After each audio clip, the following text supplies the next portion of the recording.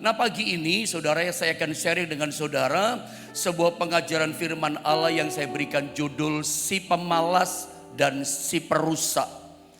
Saya ingin tunjukkan sama saudara lewat firman Allah ini bahwa Tuhan itu anti kemalasan. Kalau orang itu bermalas-malasan dalam hidupnya, malas dalam apa saja, termasuk malas dalam pekerjaan, malas dalam perkara-perkara rohani, urusan doa, malas baca Alkitab, malas dan seterusnya. Alkitab katakan dia itu dekat, bahkan saudara dekat dengan namanya si perusak. Tidak sadar bahwa kemalasan kita itu sedang merusak kita dan menghancurkan hidup kita. Nah, itu yang saya mau coba sampaikan sama saudara. Memang intinya kita bicara tentang si perusak. Siapa si perusak? Bagaimana si perusak bekerja? Dan apa saja yang dia rusak dalam tatanan kehidupan setiap kita sebagai orang percaya. Nah, ini kita mau coba telusuri. Kita renungkan, kita belajar dalam doa pagi saat ini saudara ya. Mari bersama-sama kita baca dalam kitab Amsal pasal 18.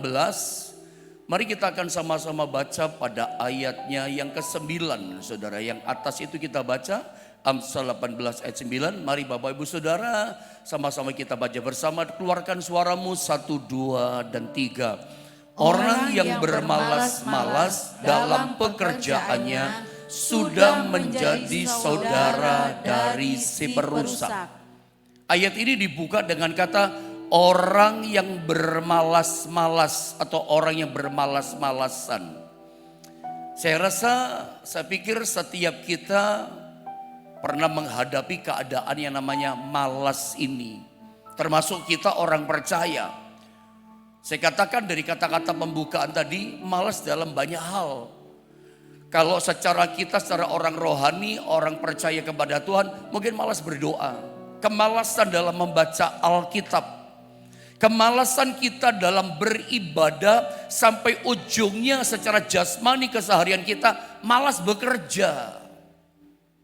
Kalau orang bermalas-malasan, malas ibadah, malas doa, malas mendekat kepada Tuhan, malas beribadah, sampai dia malas yang namanya bekerja. Alkitab katakan, coba saya baca dari awal ayat ini, orang yang bermalas-malas dalam pekerjaannya, termasuk tentunya perkara rohani ya, dikatakan sudah menjadi saudara, udah dekat banget. Namanya saudara itu kan hubungannya dekat, gak boleh malas. Alkitab itu anti kemalasan. Karena orang yang bermalas-malasan, dia sudah menjadi saudara sedekat sekali dari yang namanya si perusak. Siapa perusak? Iblis itu maksudnya perusak. Alkitab itu kalau kita telusuri, kita pelajari, itu anti kemalasan. Kalau kita membaca tokoh-tokoh Alkitab yang dipakai Tuhan, tokoh-tokoh Alkitab yang diurapi dan dipilih Allah, Tuhan pakai dengan dahsyat luar biasa.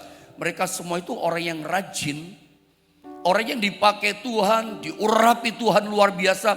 Itu bukan para pemalas, tapi orang yang rajin, orang yang aktif, mobile, orang yang produktif. Ambil satu contoh perjanjian baru, misalnya Rasul Paulus. Ya, Rasul Paulus itu dia pernah berkata, saudara ya, dalam suratan 1 Korintus pasal 15 ayat 10, dia katakan, aku ini telah bekerja lebih keras dari mereka semua. Bisa nggak minta tolong multimedia?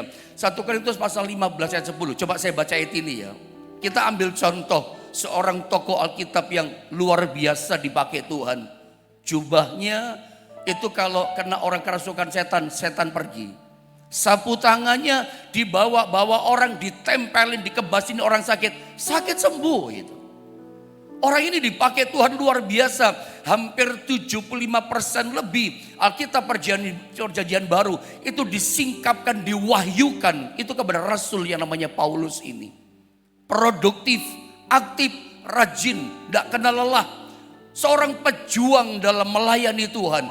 Dia pernah berkata begini dalam 1 Korintus pasal 15 ayat 10. Lihat ya, perhatikan tokoh ini. Tetapi karena kasih karunia Allah, aku adalah sebagaimana aku ada sekarang. Dan kasih karunia yang dianugerahkannya kepadaku tidak sia-sia. Jangan sampai anugerah Allah yang diberikan kepada kita sia-sia. Kalau Anda malas, itu sia-sia loh. Anda bermalas-malasan menyaksikan tentang Tuhan, bermalas-malasan ibadah, malas doa, malas baca firman. Padahal ada terima kasih karunia anugerah Tuhan. Itu namanya sia-sia. Saya berdoa pagi ini, mata iman kita dicerahkan, dicelikkan. Setiap kita yang sudah menerima anugerah Tuhan, jangan pernah biarkan anugerah kasih karunia Allah yang diberikan pada kita, kita terima. Semuanya jadi sia-sia. Kenapa? Kemalasan kita membuat semua jadi sia-sia. Tapi lihat ayat ini, sebaliknya, gak sia-sia, sebaliknya.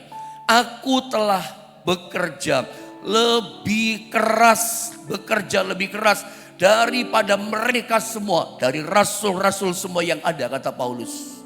Tetapi bukannya aku, melainkan kasih karunia Allah yang menyertai aku. Ini Paulus yang katakan.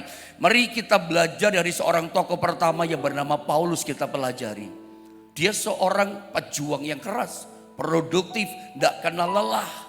Hadapi ancaman, aniaya, sengsara, tidak membuat dia itu takut menjadi malas untuk tetap beritakan Injil.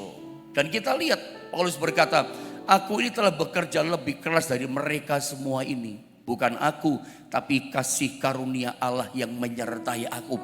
Saya coba tunjukkan ini loh contoh. Seorang tokoh Alkitab mengatakan, tidak boleh malas. Makanya gak heran, dia berkata dalam 2 Tesalonika pasal 3, di ayat yang ke-10 juga. Multimedia sediakan itu, orang malas itu keras loh dia berkata. Coba saya baca dulu ayat ini. Dia bersuara keras di sini, anti kemalasan, tidak boleh malas. Dan ini menjadi satu warning, satu peringatan juga buat kita secara rohani. Bahwa gak boleh kemalasan itu. Saya baca ya, 2 Tesalonika pasal 3 ayat 10. Sebab juga waktu kami berada di antara kamu, kata Paulus kepada jemaat di Tesalonika, kami memberi peringatan ini, warning ini kepada kamu. Jika seorang tidak mau bekerja alias malas. Kalau seorang malas, gak mau kerja, gak mau rajin, gak produktif, janganlah ia makan. Loh, ini warning loh. Ini serius. Jadi firman Allah, Alkitab, Rasul Paulus ini mengarahkan kita, ini firman Allah untuk apa? Nggak boleh malas. Mengajar kita keras untuk apa? Untuk bekerja, untuk rajin. Dalam hal doa, ibadah, cari Tuhan, termasuk urusan pekerjaan jasmani di dunia ini, tidak boleh malas. Sampai ayat ini keras katakan, orang malas janganlah ia makan. Kalau nggak makan bagaimana? Ya matilah orang. Tapi ini upah daripada kemalasan. Makanya tadi kita baca dari awal Amsal 18 katakan orang yang bermalas-malas itu saudara, menjadi saudara. Dia sudah dekat dengan siapa? Si perusak. Tidak sadar kemalasannya dia itu sedang merusak hidupnya. Merusak masa depannya. Merusak segala berkat-berkat yang sebetulnya Tuhan sudah sediakan buat dia. Mari kita belajar lewat firman Allah ini. Bahkan Yesus itu pernah berkata, jadi bukan cuman Paulus, Yesus sebagai juru selamat kita, itu pernah mengajar sebelum dia naik ke sorga. Di dalam Yohanes pasal yang kelima, coba saya cari ayat sebentar saudara ya. Karena saya tidak sempat catat ini ayat yang ke-17 saudara ya. Yohanes pasal 5, saya minta multimedia bantu kita. Nah lihat, saya ingin kita sama-sama baca ayat ini supaya kita ingat Yesus yang mengajar berkata ini pada kita. Yohanes pasal 5 ayat 17, mari bersama 2, 3. Tetapi ia berkata kepada mereka, Bapakku bekerja sampai sekarang, maka aku pun bekerja juga. Anda lihat, Yesus yang berkata, Bapakku, Bapak di sorga, itu bekerja sampai sekarang. Dan Yesus berkata apa? Aku pun bekerja juga sampai sekarang. Jadi hari ini Bapak bekerja, Yesus bekerja, Roh Kudus pun bekerja atas hidup kita, nolongin kita, membantu kita sebagai penolong. Makanya Alkitab itu jelas ya, firman Allah jelas mengarahkan kita, mengajar kita, tidak boleh bermalas-malas. Terus bekerja, terus aktif, terus produktif. Nah, ada lihat ayat yang pertama yang saya coba sampaikan sama saudara tadi. Amsal 18 ayat 9, saya baca ulang sekali lagi ya. Temukan kalimatnya, saya baca. Dikatakan begini, orang yang bermalas-malas dalam pekerjaannya, perhatikan, sudah menjadi saudara dari si perusak. Orang yang malas, ini udah menjadi saudara dekat sama si perusak. Nah perhatikan, kata perusak di sini dalam terjemahan versi bahasa Inggris New International Version disalin dengan kata destroys, atau suka kita dengar destroyer, penghancur atau menghancurkan. Makanya seringkali alat-alat perang, alat-alat berat yang dipakai untuk perang, tank, rudal, seringkali ada namanya destroyer, perusak, penghancur, menghancurkan musuh, penghalang-penghalang dihancurkan. Tapi ini menghancurkan hidup kita loh saudara. Bahwa orang yang bermalas-malas itu dekat dengan kehancuran. Nah, saya mau tunjukkan sama saudara di dalam Alkitab, hanya mengenal satu perusak. Cuman ada satu perusak, tidak ada yang lain. Perhatikan baik-baik. Di dalam Alkitab hanya mengenal satu perusak. Siapa dia? Si iblis perusak. Biangnya perusak, sumbernya perusak, si setan, si iblis. Saya coba tunjukkan beberapa ayat sama saudara. Bagaimana bentuknya dia merusak. Apakah betul dia perusak? Mari kita cek lewat ayat-ayat firman Allah. Bukan saya yang berkata, firman yang berkata pada kita. Yohanes 8 ayat 44, lalu kita kemudian baca Yohanes 10 ayat 10. Saya baca dulu ayat ini. Iblis saudara yang menjadi bapakmu. Dan kamu ingin melakukan keinginan-keinginan bapakmu. Ia adalah pembunuh manusia sejak semula. Pembunuh itu perusak.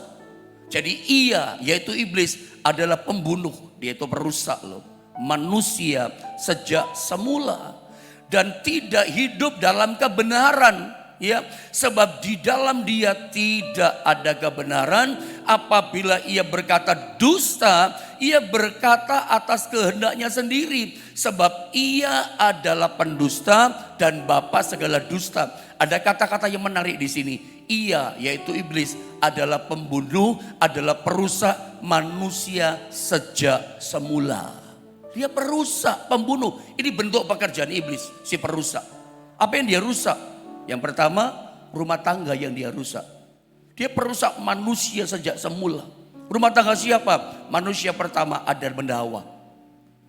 Di Taman Eden, Adam dan Hawa itu disuruh mengelola. Jadi dari awalnya manusia didesain, diciptakan oleh Allah bukan jadi pemalas atau bermalas-malasan.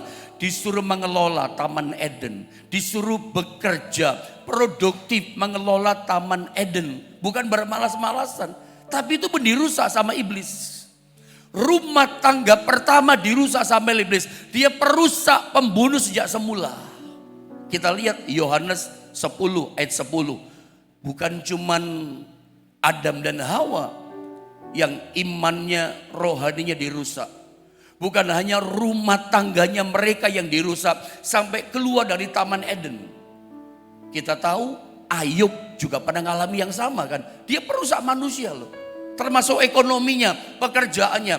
Satu kali kalau Anda baca di Alkitab Ayub pasal 1, saya terangkan dulu ya sebelum baca Yohanes 10 ayat 10. Satu kali terjadi perbincangan antara Allah dengan iblis. Iblis mulai berkata gini, karena Allah kan yang berkata kepada iblis, kamu tahu nggak di muka bumi, tidak ada orang di muka bumi kayak hambaku Ayub. Dia setia, takut akan Allah, dia jujur, dia saleh, bahkan menjauhi kejahatan. Iblis berkata gini, tentu saja dia saleh, tentu saja Tuhan Allah dia jujur, ya dia itu takut akan Allah dan menjauhi kejahatan, tentu saja. Karena engkau yang memagari dia, engkau melindungi dia, dan engkau memberkati segala yang dia punya dan yang dia kerjakan. Coba kalau pagarnya engkau cabut, engkau tidak melindungi dia. Coba kalau tidak diberkati, oh dia pasti murtad menyangkal engkau. Dan seterusnya. Dari perkataan-perkataan iblis tersirat, terindikasi gini. Iblis rupanya berkali-kali mencoba merusak Ayub. Kerjaannya mau dirusak, ekonominya mau dirusak. Tapi dia gak berhasil. Kenapa? Sebab Ayub diproteksi, dipagari sama Tuhan. Kerja ini berhasil, kerja itu berhasil. Bahkan rumah tangganya bahagia. Dengan istrinya, dengan 10 anaknya. Ayub ini bukan cuman kaya raya. Mereka rumah tangganya harmonis bahagia.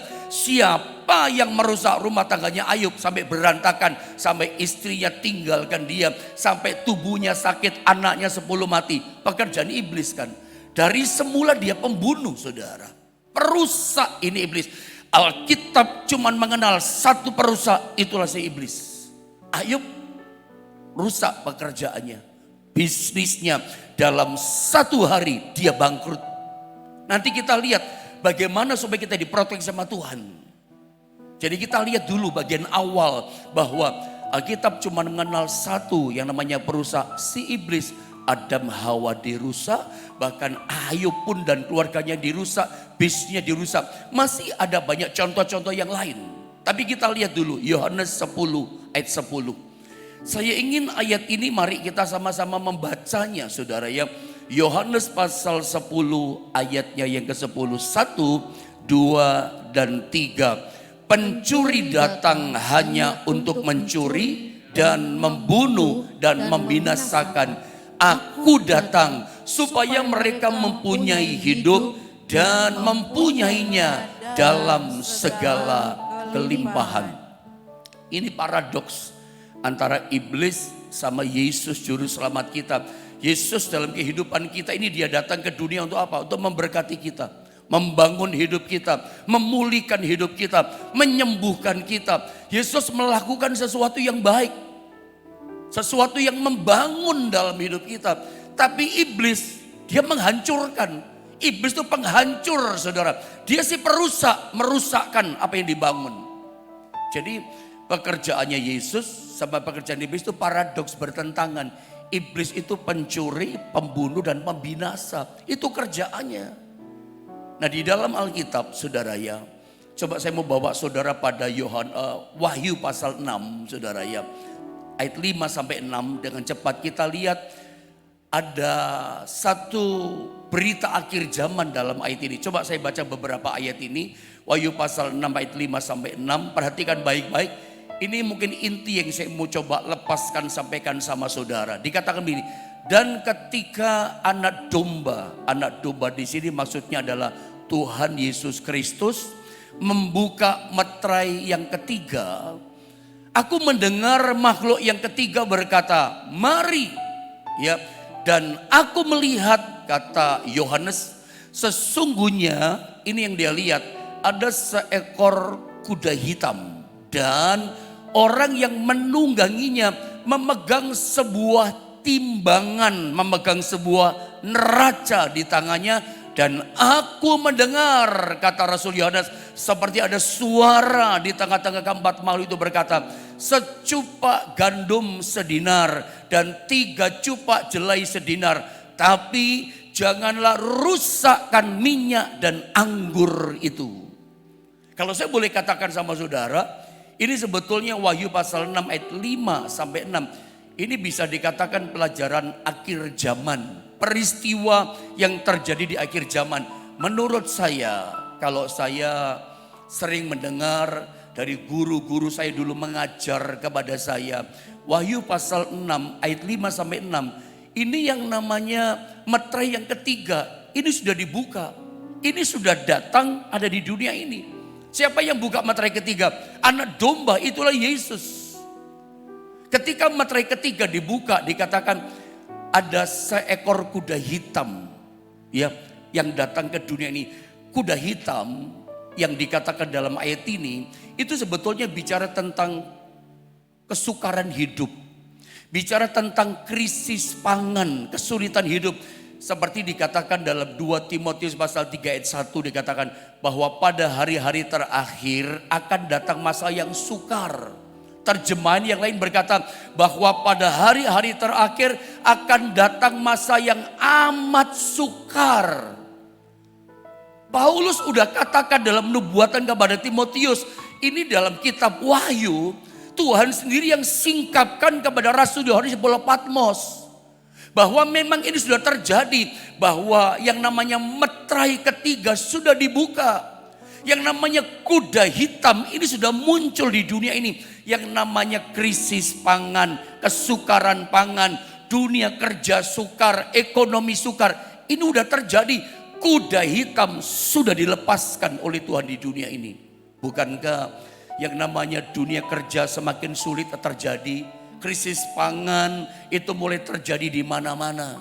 Bahkan dikatakan ini, penunggangnya dan orang yang menungganginya. Siapa yang menungganginya kira-kira? Si iblis, si perusak. Penunggang kuda hitam ini adalah si perusak, si iblis. Lalu dikatakan memegang sebuah timbangan di tangannya. Apa maksud secara rohani, arti rohani pada timbangan? Timbangan inilah sebagai ujian yang menimbang kehidupan kita. Ujian pencobaan yang menimbang kehidupan kita. Diuji kita, ditimbang di neraca ini. Apakah kita gugur? Apakah kita kalah oleh seperusak ini? Lewat apa dia merusakkan? Krisis pangan, krisis ekonomi, krisis keuangan, krisis dalam dunia kerja, krisis macam-macam. Pokoknya dunia tatanannya rusak. Dan yang bikin ini adalah si penunggang ini, si iblis kuda hitam datang. Nanti pada akhirnya puncaknya, semua yang dibangun dalam sistem dunia ekonomi oleh negara-negara dunia itu rusak semua loh. Nanti yang bisa membetulkan itu ya golongannya si ini juga, si penunggang ini. Nanti antikristus itu muncul. Ini pelajaran akhir zaman, saya nggak berkepanjangan di sana. Tapi ada yang menarik. Di antara semua yang rusak pangan ekonomi, ada di ayat 6 dikatakan begini. Perhatikan. Dan aku mendengar dikatakan seperti ada suara di tengah-tengah keempat makhluk itu berkata, secupak gandum sedinar. Secupak itu satu genggam. Satu genggam gandum, masa sukar itu harganya sedinar. Masa sukarnya seperti apa sih ketika kuda hitam itu datang?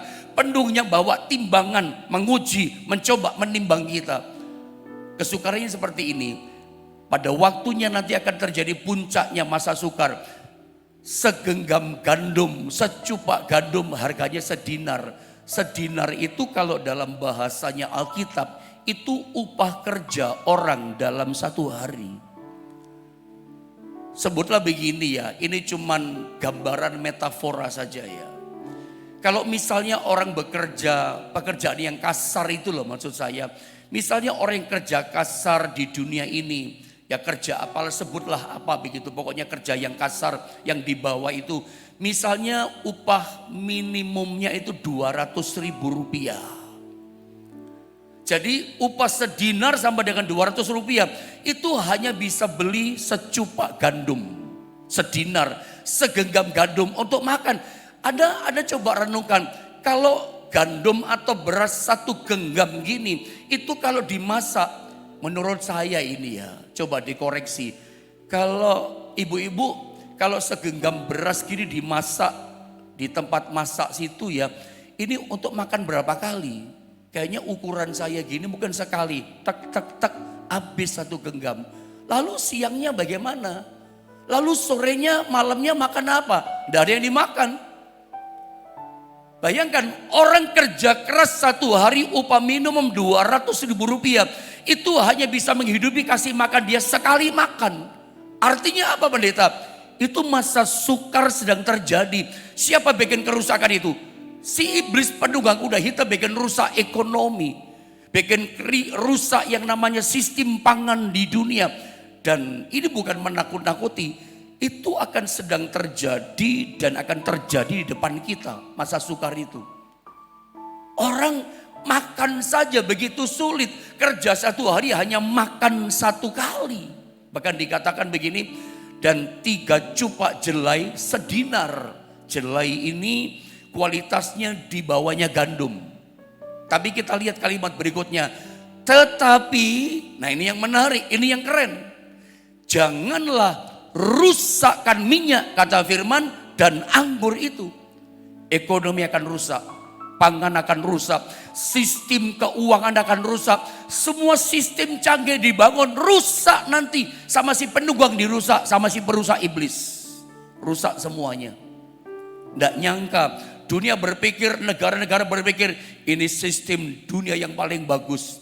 Ini sistem ketahanan pangan yang tidak mungkin rusak. Rakyat akan terpelihara, tidak kelaparan. Kenyataannya kelaparan, makan cuma sehari. Tapi Alkitab berkata begini, firman berkata begini, jangan rusakkan minyak dan anggur. Anggur dan minyak tidak akan bisa dirusak. Orang yang kehidupannya punya minyak dan anggur tidak bisa dirusak, terproteksi. Apa sih anggur dan minyak? Lihat kata ini, jangan rusakkan minyak dan anggur. Minyak dan anggur di dalam Alkitab, minyak saudara ya, itu salah satunya. Minyak itu bukan hanya bicara tentang firman Allah, bukan hanya bicara urapan Allah. Tapi minyak dalam ayat ini khususnya kitab Wahyu ini bicara firman dan Roh Kudus. Minyak dan anggur itu bicara firman dan Roh Kudus. Hanya orang-orang yang cinta firman, orang Kristen yang cinta Roh Kudus, yang dekat sama firman, dekat dengan Roh Kudus, sayang firman sama Roh Kudus, yang hidupnya haus sama firman, haus akan Roh Kudus. Alkitab katakan apa? Hidupnya nggak akan rusak, rumah tangganya nggak rusak, ekonominya nggak rusak, pangan setiap hari nggak akan rusak. Kenapa? Diproteksi oleh Tuhan. Jadi sejak 2000 tahun yang lalu Tuhan udah beritahu pada kita bahwa hari-hari ini bahkan intensitasnya akan semakin tinggi nanti di depan kita. Jadi jangan pernah bermimpi dunia ekonomi, dunia pangan, dunia kerja makin hari makin enak. Alkitab berkata akan makin sukar, akan makin sulit. Kalau Anda ingin dipelihara Tuhan, tidak ikut rusak. Ekonomi tetap dipelihara. Ekonomi pekerjaan tetap terjaga. Anda harus jadi ini, punya minyak dan anggur, punya firman dan Roh Kudus. Cinta firman, cinta Roh Kudus. Senang firman, senang Roh Kudus. Orang yang hidupnya haus akan firman dan haus akan Roh Kudus. Alkitab kata apa? Tidak ikut rusak. Semua rusak, tapi dia tetap terproteksi oleh kuasa Tuhan. Jadi perusak itu kita lihat dari ayat yang barusan kita baca tadi. Dia merusak namanya tatanan ekonomi dunia, tatanan pangan di dunia. Apalagi yang dia rusakkan? Coba lihat ini. Wahyu pasal 8 ayat 10-11. Jadi kalau kita nggak ingin rusak ya keluarga kita, ekonomi, pangan kita. Ingat harus punya firman dan Roh Kudus. Seperti pagi ini terus haus akan firman, haus akan Roh Kudus. Yang termetrai dalam hidup kita itu membuat kita aman, terlindungi. Ini jaminan firman Allah. Kita lihat Wahyu pasal 8 ayat 10 dan 11. Saya bacakan ayat ini, perhatikan baik-baik. Lalu malaikat yang ketiga meniup sangkakalanya dan jatuhlah dari langit sebuah bintang besar. Bintangnya kayak obor dikatakan. Menyala-nyala seperti obor. Bintang apa ini yang menyala-nyala jatuh seperti obor. Dan ia menimpa dikatakan sepertiga dari sungai-sungai dan mata-mata air. Nama bintang itu, bintang yang kayak obor jatuh nyala itu, ialah Absintus. Dan sepertiga dari semua air atau mata air atau sungai tadi menjadi Absintus. Dan banyak orang mati karena air itu, karena sumbernya pahit, saudara ya. Sebab sudah menjadi pahit. Dengan cepat, dengan waktu yang ada lihat gambar ini. Absintus itu artinya adalah perusak. Di sini apa yang dirusak? Yang dirusak tadi adalah mata air. Dari mata air mengalir sungai. Nah ternyata mata air, nah kata Absintus ini kata laana, ipuh atau racun. Absintus inilah yang merubah air menjadi pahit. Itu yang namanya mata air jadi pahit. Dan arti dari mata air dalam Wahyu pasal 8 di sini, mata air di sini bicara hati kita loh saudara ya. Mata air bicara hati kita. Mata air ini bicara, Yohanes pernah berkata, Yesus pernah berkata dalam Injil Yohanes maksud saya, ketika kita menerima Roh Kudus dari hati kita itu akan mengalir aliran-aliran air hidup. Amsal 4:23 mengatakan, jagalah hatimu dengan penuh kewaspadaan, karena dari dalam hati kita terpancar. Kata terpancar itu seperti air, memancarkan kehidupan. Tapi apa yang terjadi kalau yang namanya mata air sumber hati kita jadi pahit? Saya suka gambarkan gini, seperti pohon ya. Pohon itu kalau namanya pohon alpukat misalnya, atau pohon apa saja sebutlah, pohon alpukat contohnya. Kalau akarnya alpukat, batangnya pasti batang alpukat. Daunnya bagaimana? Ya pasti daunnya alpukat. Buahnya, nama buahnya pasti alpukat. Rasanya pasti buah alpukat. Kalau saya ganti begini, kalau sebuah pohon itu akarnya pahit, batangnya ya pahit, daunnya pahit, buahnya pahit. Hati kita itu kayak akar. Hati kita itu sumber kehidupan kita, akar kehidupan kita. Apa yang terjadi kalau hati sumber kehidupan kita, akar kehidupan kita, itu mata air hati kita terkena absintus yang pahit, ipuh racun yang pahit. Jadinya bagaimana hidup kita? Perkataan kita pasti pahit. Perbuatan kita pasti pahit. Apapun yang kita lakukan pahit. Kenapa? Udah kejatuhan namanya kepahitan. Jaga hati kita jangan sampai ada kepahitan dirusak sama si perusak. Ini pun pekerjaan iblis saudara ya. Iblis sampai merusakkan kehidupan orang percaya. Hatinya dibikin pahit. Saya tunjukkan beberapa ayat. Lihat Wahyu pasal 6 ayat yang ke-13. Lihat ayat ini. Anda ingat keturunan Abraham itu ada dua jenis. Yang pertama seperti pasir di tepi laut. Yang kedua seperti bintang-bintang di langit. Lihat ayat ini. Wahyu 6 ayat 13 dikatakan. Dan bintang-bintang di langit. Ini bisa bicara orang-orang percaya kepada Tuhan yang udah dipakai Tuhan luar biasa. Ini bisa bicara hamba-hamba Tuhan. Ini bisa bicara orang-orang yang sudah dipilih pilihannya Tuhan. Digambarkan. Dan bintang-bintang di langit. Itu mungkin gambaran setiap kita. Berjatuhan ke atas bumi. Bagaikan pohon ara. Menggugurkan buah-buahnya yang mentah. Apabila ia digoncang angin yang kencang. Saudara, saya mengingatkan sekali lagi. Keturunan bapak orang percaya Abraham dua jenis. Satu seperti pasir di tepi pantai, tepi laut. Kedua seperti bintang-bintang di langit. Ini orang-orang yang diselamatkan. Orang-orang yang dipakai Tuhan. Hidupnya udah jadi berkat, jadi kesaksian. Dia jadi bintang yang bersinar. Tapi nubuatan Wahyu pasal 6 akan terjadi. Ini orang-orang yang udah kayak bintang bersinar keturunan Abraham. Itu seperti pohon ara yang digoncang. Buahnya kayak bintang itu berjatuhan. Berjatuhan kayak apa? Kenapa berjatuhan? Pekerjaan absintus. Hatinya dibikin pahit. Makanya tadi saya sempat katakan, lihat ayatnya saudara ya.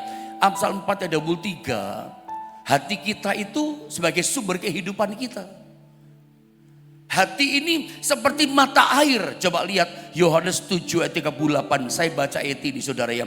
Barang siapa percaya kepadaku kata Yesus. Seperti yang dikatakan oleh kitab suci. Dari dalam hatinya lihat akan mengalir aliran-aliran air hidup.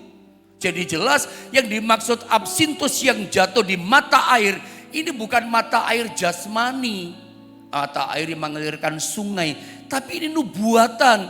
Aliran air mata air sungai ini bicara tentang hati kita. Yang jadi pahit. Orang Kristen, orang percaya, hamba Tuhan. Kalau udah kena yang namanya absintus kepahitan. Semuanya jadi pahit. Dirusak. Dan ini pekerjaan iblis. Merusakkan bintang-bintang di langit. Hari ini kalau ada kepahitan, buang loh kepahitan. Itu pekerjaan iblis, pekerjaan si perusak. Saya bawa satu ayat lagi. Ini penting ayat ini. Ibrani pasal 12 ayat 15 sampai 17. Saya baca dengan cepat. Jagalah supaya jangan ada seorang pun menjauhkan diri dari kasih karunia Allah. Agar, perhatikan, jangan tumbuh akar yang pahit ya di dalam hati kita ini ya, yang menimbulkan kerusuhan dan yang mencemarkan banyak orang. Lihat, janganlah ada orang yang menjadi cabul. Orang kalau punya kepahitan di hati, itu sama dengan dosa cabul. menjijikkan di mata Tuhan, atau yang mempunyai nafsu yang rendah seperti Esau. Mungkin kita bukan orang cabul, mungkin kita bukan orang yang punya hawa nafsu rendah kayak Esau. Ada ingat cerita Esau? Menjual hak kesulungan. Saya baca dulu. Yang menjual hak kesulungannya untuk sepiring makanan. Saya teruskan. Ini akibatnya. Tidak menghargai. Rusak hatinya. Sebab kamu tahu bahwa kemudian ketika ia hendak menerima berkat itu, ia ditolak. Sebab ia tidak beroleh kesempatan untuk memperbaiki kesalahannya. Sekalipun ia mencarinya dengan mencucurkan air mata, minta berkat gak dapat berkat. Kenapa? Ada nafsu yang rendah. Orang jadi kalau kita kaitkan saudara ya, ayat 15, 16, 17. Orang kalau punya kepahitan di hati, kok bisa pahit? Itu pekerjaan iblis yang perusak. Saudara mesti sadar pagi ini, kalau saudara nyimpen kemarahan di hatimu, nyimpen kepahitan, engkau tidak sadar iblis sedang merusak saudara. Absintus itu kepahitan. Itu sama dengan dosa cabul. Itu sama dengan dosanya Esau, nafsu yang rendah. Akibatnya apa? Minta sama Tuhan berkat, Tuhan gak kasih berkat. Ada ingat kisah tentang Ibu Hana, mamanya Nabi Samuel, bertahun-tahun minta mengandung punya anak, nggak Tuhan jawab. Kenapa? Kepahitan hati. Nanti satu kali dia berdoa, Imam Eli berkata gini, kamu lagi mabuk ya? Dia berkata, enggak Bapak, aku sedang mencurahkan isi hatiku. Mencurahkan isi hati ini maksudnya dia sedang mencurahkan pengampunan sebetulnya kepada yang namanya Penina, suka menyakiti hatinya. Lama dia berdoa sambil nangis saudara ya. Dia bukan cuma mencurahkan isi hati kepada Tuhan, kepahitannya itu loh dia keluarkan, kemarahannya dia keluarkan. Dan ketika itu dia buat, doanya dikabulkan sama Tuhan. Kandungannya dibuka sama Tuhan, berkat Tuhan dibuka sama Tuhan. Kenapa kita doa gak ada jawaban? Minta berkat gak ada berkat. Jangan-jangan yang menutup berkat, menutup mujizat, ada kepahitan di hati kita. Sebab kita punya nafsu yang rendah seperti Esau. Minta berkat, Tuhan gak kasih berkat. Sampai nangis air mata darah gak dikasih. Kenapa? Ada kepahitan. Penyumbatnya kepahitan mesti diambil. Jadi Anda mesti sadar, kepahitan itu pekerjaan si perusak, sedang merusakkan kehidupan kita. Di akhir zaman Alkitab katakan ada banyak bintang-bintang orang percaya berjatuhan, berguguran karena pekerjaan kepahitan ini. Hari ini lepaskan pengampunan. Waktu kita terbatas. Tapi saya berdoa firman Allah ini mengingatkan kita. Ayo yang masih pahit-pahit, lepaskan pengampunan. Kepada siapa saja. Keluarga kita kah, suami, istri, anak, kepada orang tua. Semuanya lepaskan pengampunan. Jangan simpan kepahitan. Itu rendah di mata Tuhan. Mari kita sama-sama berdoa saudara ya.